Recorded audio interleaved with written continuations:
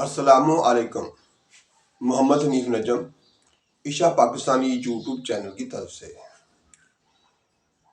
تمنا ہے کہ دنیا میں کچھ کام کر جائیں، تمنا ہے کہ دنیا میں کچھ کام کر جائیں، ہو سکے تو خدمت اسلام کر جائیں۔ پیارے پاکستانیوں، آئیے اپنے پیارے آقا حضرت محمد صلی اللہ علیہ وآلہ وسلم پر درود شریف پڑھتے ہیں۔ صلی علی نبینا صلی علی محمد صلی علی شفیعنا صلی علی محمد۔ میرے پیارے پاکستانیوں، آج ہم بات کریں گے اپنے پیارے آقا حضرت محمد صلی اللہ علیہ وآلہ وسلم کی ایک حدیث پر۔ یہ حدیث ہے صحیح بخاری کی اور اس کا نمبر ہے 7376، یعنی 7376۔ تو ہمارے پیارے آقا کا فرمان ہے، یرحم اللہ من لا یرحم الناس،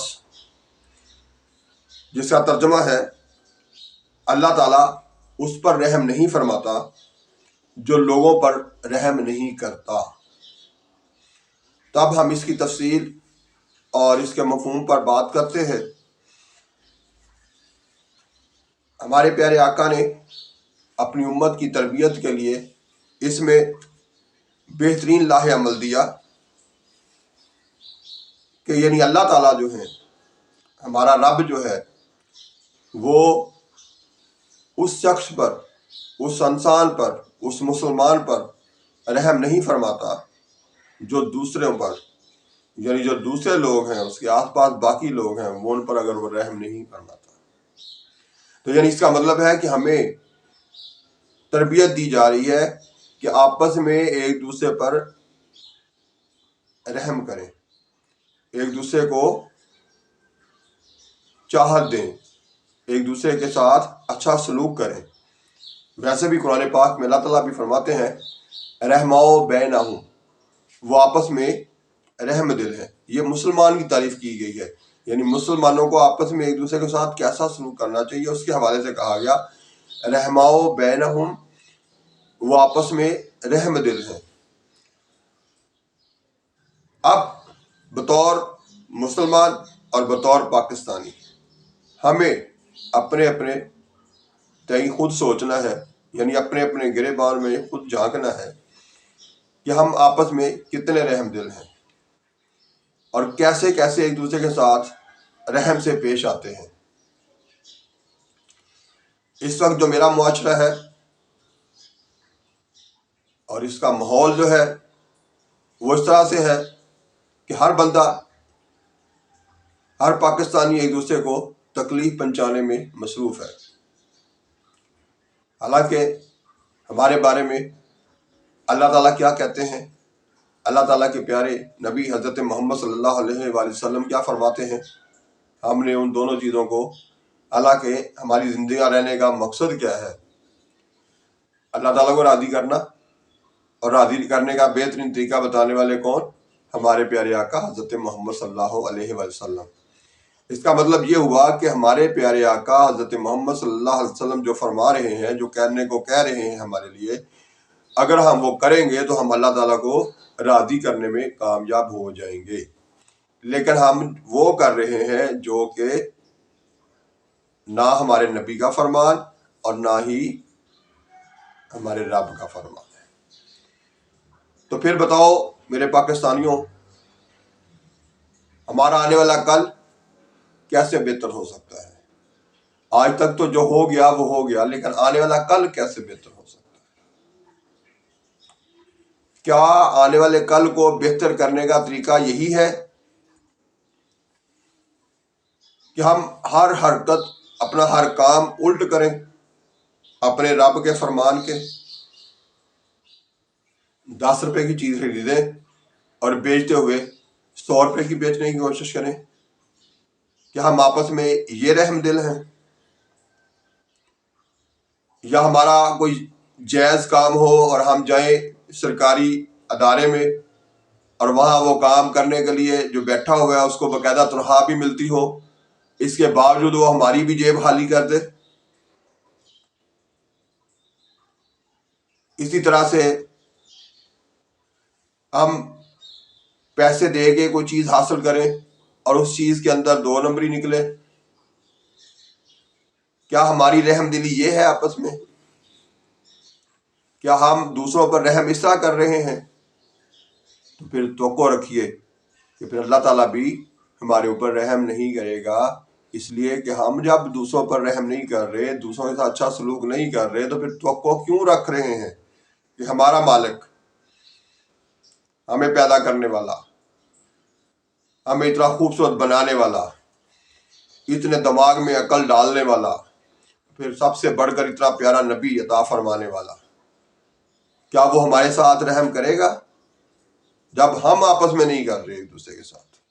تو اس حدیث سے ہمیں یہی پتا چلتا ہے کہ اللہ تعالیٰ کے پیارے آقا حضرت محمد صلی اللہ علیہ وسلم فرماتے ہیں کہ ہم پہلے خود دوسروں پر رحم کریں گے تو پھر اللہ تعالیٰ بھی ہمارے اوپر رحم کرے گا۔ جب ہم آپس میں ایک دوسرے پر رحم نہیں کریں گے تو پھر اللہ تعالیٰ کو ہمارے اوپر کیسے پیار آئے گا؟ تو اگر آپ چاہتے ہیں، ہم چاہتے ہیں کہ اپنے رب کا پیار حاصل کریں، تو پھر ہمیں کیا کرنا ہوگا کہ پہلے ہمیں دوسروں سے پیار کرنا ہوگا، اللہ کی مخلوق کے ساتھ اچھا سلوک کرنا ہوگا۔ اچھا سلوک یہ ہے کہ ہم 10 روپے کی چیز لائیں اور زیادہ سے زیادہ 12 روپے پرافٹ رکھ کے بیچ دیں۔ دفتر میں سرکاری ملازم کے پاس، سرکاری ادارے میں جب ہم جائیں اپنے کسی جائز کام کے لیے، تو وہ کام خوشی خوشی کر کے دے، کیونکہ اس کے بدلے میں وہ باقاعدہ سرکاری عہدے پہ بیٹھنے کی وجہ سے تنخواہ وصول کرتا ہے جو اس کے ساتھ معاہدے کے مطابق اسے ملتی ہے۔ اس میں گزارا کرنا سیکھے، اگر وہ اسے نہیں کر سکتا اس میں گزارا تو کوئی اور کام کر لے، نہ کہ وہاں پر جو آنے والے لوگ ہیں ان سے وہ ناجائز سلوک کرے، ان کی جیبیں خالی کرتا جائے۔ کون سا ہمارا ادارہ اس میں بچا ہے؟ اب سارے ادارے یہی کچھ کر رہے ہیں، چاہے وہ پولیس کا ادارہ ہو، چاہے عدالتیں ہوں، چاہے وہ اور کوئی کسی قسم کے بھی دفاتر ہوں، کہیں بھی چلے جائیں، کہیں پر بھی رحم دلی نام کی کوئی چیز نہیں ہے۔ ہر بندہ سرکاری ادارے میں بیٹھا تنخواہ بھی وصول کر رہا ہے، اور ساتھ ساتھ وہ آنے والے جن کے کاموں کے لیے وہ بیٹھا ہے، جن مسائل کو حل کرنے کے لیے وہ بیٹھا ہے، وہ مسائل لے کر جو لوگ آتے ہیں ان کی جیبیں بھی وہ خالی کرتا ہے ساتھ ساتھ۔ اور پھر توقع رکھ رہے ہیں کہ آنے والے کل میں پاکستان بہتر ہوگا، پاکستان کا ماحول بہتر ہوگا، پاکستان میں رہنے والے لوگوں کے حالات بہتر ہوں گے، اور ہماری آنے والی نسل جو ہے وہ بہتر زندگی گزارے گی ہمارے سے۔ تو میرے بھائی یہ ایسا نہیں ہے، ہم جو کچھ کر رہے ہیں، جو فصل بیج رہے ہیں، کل بھی یہی کاٹیں گے۔ ہم جو کانٹے بکھیر رہے ہیں اپنی اولاد کے پاؤں میں، وہ ان کو سہنے پڑیں گے، اس لیے ہمیں خود دیکھنا ہے ہم کیا کر رہے ہیں، کیونکہ اگر ادارے بنتے ہیں وہ بھی ہم پاکستانیوں سے بنتے ہیں، اور اداروں کے اندر جو کام اپنے مسائل حل کروانے جاتے ہیں وہ بھی ہم پاکستانی ہی ہیں، یعنی جن پر ظلم کیا جا رہا ہے وہ بھی پاکستانی ہے، اور جو ظلم کر رہے ہیں وہ بھی ہم خود پاکستانی ہیں۔ تو ہمیں غور کرنا ہے، رکنا ہے، سوچنا ہے کہ ہم اپنے پیارے آقا حضرت محمد صلی اللہ علیہ وآلہ وسلم کی احادیث پڑھتے تو ہیں، لیکن اس کے معنی و مفہوم پر غور نہیں کرتے، ان کو سمجھنے کی کوشش نہیں کرتے، اور اس پر پھر عمل بھی نہیں کرتے۔ تو جب ہم یہ سارا کچھ ہی نہیں کر رہے ہیں جو ہمیں ہمارا مذہب کہتا ہے، اس کی نفی کر رہے ہیں، تو پھر اس کے اندر رہتے ہوئے ہم اس کے فوائد کیسے حاصل کر سکتے ہیں؟ تو میرے پیارے پاکستانیوں، ہمیں صرف پڑھنا اور بیان دینا تک ہی نہیں رہنا، ہمیں عمل کرنا ہے، پھر تبدیلی ہوگی اور پھر بہتری آئے گی، پھر سنوریں گے اور پھر آنے والی نسل کو بھی بہتر ماحول دے کے جا سکیں گے۔ تو ادارہ درست کیجئے، پہلے خود کو، پھر اپنے آس پاس کے لوگوں کو بھی ماحول دیجئے کہ وہ بھی اپنے آپ کو درست کریں، تو پھر ہوگی بہتری۔ جیتے رہیے، غور کرتے رہیے۔ اگر ویڈیو اچھی لگے، میری گفتگو اچھی لگے تو اپنے چاہنے والوں کے ساتھ شیئر کرتے رہیے، اور جب وہ اسے سنیں گے، ان باتوں پر وہ بھی غور کریں گے تو وہ بھی بہتر ہو جائیں گے، تو اس سے آپ کو بھی فائدہ ہوگا، ایک تو ثواب بھی ملے گا، دوسرا یہ ہوگا کہ آپ کے آس پاس کے لوگ جو ہیں ان کی سوچ درست ہوگی، ان کے عمل درست ہوں گے، تو جب وہ درست اعمال کے ساتھ آپ کے آس پاس ہوں گے تو پھر آپ کو بھی اچھا ماحول ملے گا، اور آنے والے کل میں ہماری نسل جو ہے، جسے ہم نئی نسل بڑے فخر سے ان کا بڑا خیال رکھتے ہیں، وہ بھی اچھا ماحول پا سکے گی۔ تو خوش رہیے اور غور کر کے عمل کیجئے۔ آپ کو اللہ تعالیٰ ہر جگہ، اللہ تعالیٰ ہمارے وطن کی بھی، ہم سب کی بھی حفاظت فرمائے۔ آئندہ ویڈیو تک کے لیے اللہ حافظ۔ پاکستان زندہ باد۔